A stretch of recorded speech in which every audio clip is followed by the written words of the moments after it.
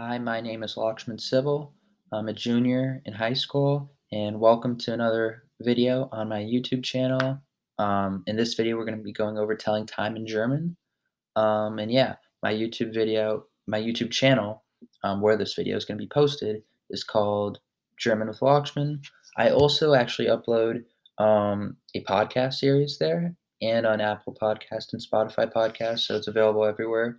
If you're interested in learning German, I highly recommend you listen to the podcast. Really spent the first 15 to 20 episodes discussing German culture, society, the history, how the history shaped the present, and I highly recommend it. We're going to be focusing more about on different societies in the upcoming episodes of my podcast and more general topics that don't just apply to one country, but maybe apply to many countries. But I still highly recommend it, and it's similar to what it's a similar general topic compared to what we're going on here. But yeah, let's just get straight into it. So, telling time in German. It's actually very straightforward. Um, we're going to first go over the vocabulary that you need because there is some basic vocabulary you need. Then I'm going to tell you the way that Germans do it. And then we're going to do a few practice questions. And yeah, that's going to be it. But really, the main way you're going to learn is you're going to use the information I'm going to tell you. And you're going to practice on your own too. You're going to practice on your own, looking at the clock and thinking in your head, like, okay, what time is this in German? And you're going to think about it. But yeah, that's really it.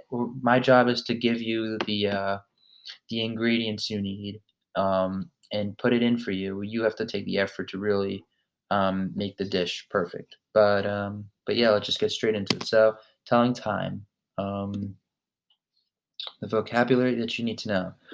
Viertel is quarter. So you want to say a quarter before, a quarter after. A Viertel. Halb is half.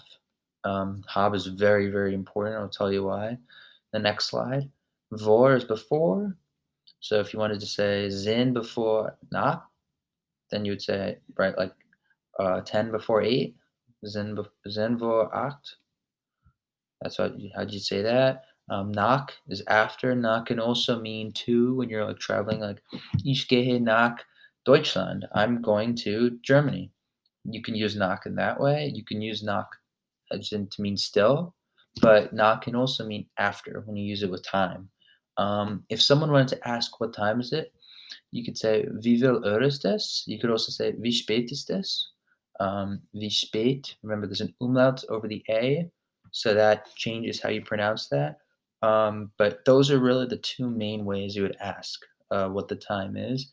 But there isn't much vocabulary that you need to know. This is really basic. You just got to learn it quickly, know it, and then that's going to help you understand when you try and tell time yourself. The biggest tip I can tell you is that Germans like to look ahead. So you wouldn't say 1:30 in German. You'd say 30 before 2. Um, however, you wouldn't say like 45 before 2. If it was like 1:15, you'd say 15 after 1 or something like that, or 1:15. Um, so for example, for 1:30, you would say es ist halb zwei. So it is 30 and zwei.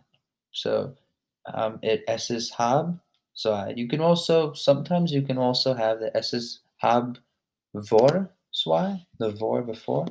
Es ist halb vor zwei, but you don't need it. It's not mandatory.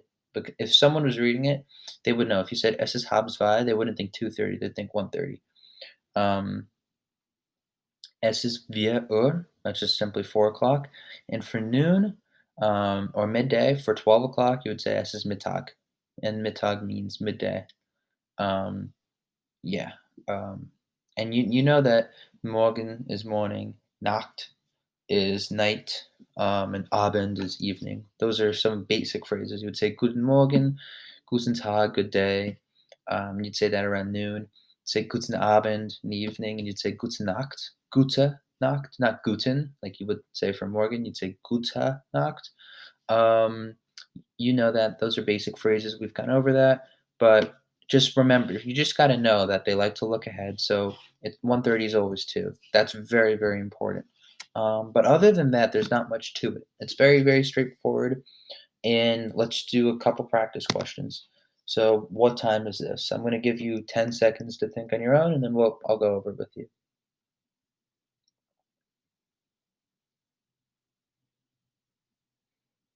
Okay.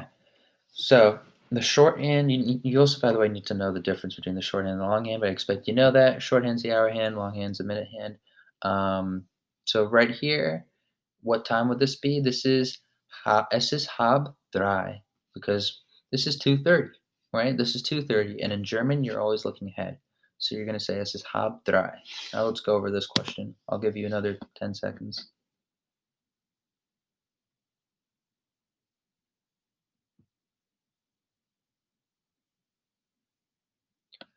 Okay. So looking at this, looks like 1 o'clock to me. So es ist 1 Uhr. Now, in German, at one is eins with an S.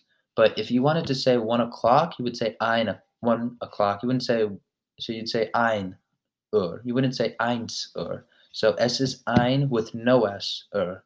That's another thing that you need to know. That's one of the reasons I chose this example. So you wouldn't have the S when you said ein. But, yeah, that's all my examples.